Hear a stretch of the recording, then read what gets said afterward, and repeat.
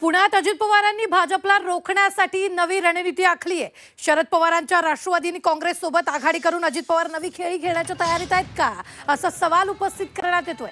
कारण एकीकडे पुण्यात दोन्ही राष्ट्रवादी एकत्र लढणार असल्याची चर्चा आहे, तर दुसरीकडे अजित पवारांनी पुण्यात काँग्रेसला हात दिल्याची देखील चर्चा आहे। राष्ट्रवादी सोबत येण्यासंदर्भात अजित पवारांची सतेज पाटलांसोबत चर्चा झाल्याची ही माहिती मिळते।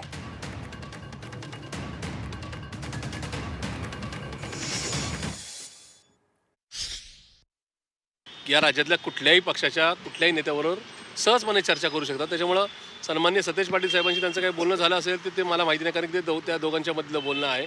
पण महाविकास आघाडी एक पार्ट वेगळा आणि एकमेकांमध्ये जो संवाद होतो आणि तो मुक्त संवाद महाराष्ट्रामध्ये बाकीच्या राज्यांसारखी चुकीची राजकीय संस्कृती नाही, तर इथं कोणी पण सहजपणे एकमेकाशी बोलू शकतात।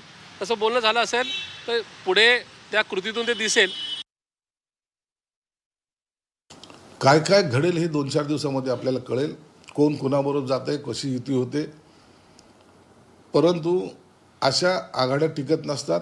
जे युतीमधले पक्ष आहेत तेच एखाद्या वेळेला विचाराने एकत्र आल्यामुळं निवडणूक चांगल्या प्रकारे लढू शकतात। जसं महायुतीमध्ये शिवसेना भाजप ही 30 वर्षापूर्वी एकत्र आहे आणि ते असा कधी विचार करत नाही की याच्याबरोबर जायचं का त्याच्याबरोबर जायचं।